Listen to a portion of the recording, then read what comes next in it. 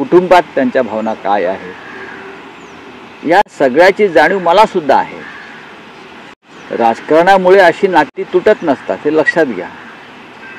आणि माननीय उद्धव ठाकरे हे कमालीचे सकारात्मक आहेत.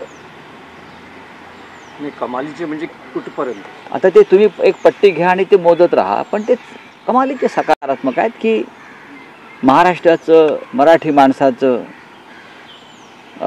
नुकसान होऊ नये आपल्याकडून, त्यासाठी त्यांची भूमिका जी आहे ती अत्यंत सकारात्मक आहे. ज्यांना ज्यांना महाराष्ट्र हितासाठी एकत्र यायचं आहे त्यांनी यावं. आता कालच मला रिपब्लिकन पक्षातल्या एका प्रमुख गटाचा संपर्क त्यांनी केला की आम्हालाही या प्रवाहात यायचं आहे मराठी म्हणून. आता मी त्याच्याविषयी लगेच फोड करणार नाही, पण प्रमुख या चळवळीतले जे नेते आहेत त्यांनी सांगितलं की आम्हालाही तुम्ही या प्रवाहात सामील करून घ्या. जर 2 ठाकरे महाराष्ट्राच्या हितासाठी एकत्र येण्याचा विचार करत असतील तर आमच्या सरकारना सुद्धा मागे राहता येणार नाही.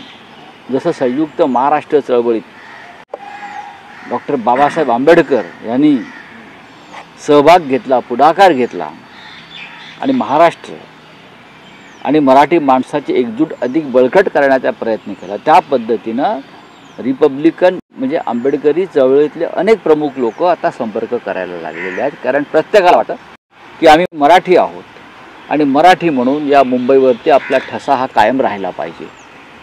नाही, पण राऊत साहेब तुम्ही म्हणतात की हे 2 नेतेच ठरवतील, हे 2 नेतेच भेटतील, हे 2 नेतेच आता मुंबईत नाही आहेत, त्यामुळे मला बघा ते मुंबईत आहेत की नाही त्याच्याविषयी तुमच्याकडे फार जास्त माहिती आहे.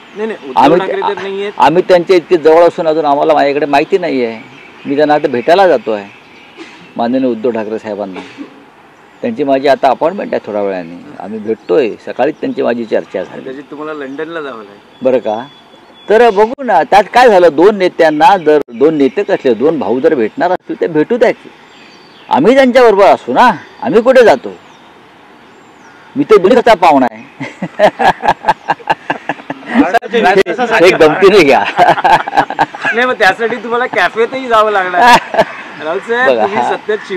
माननीय उद्धव ठाकरे काय, आम्ही काय, किंवा राज ठाकरे काय, हे सगळे आम्ही बराच काळ एकत्र राहिलेली माणसं आहोत. बराच मोठा कालखंड आम्ही एकत्र घालवलेला आहे.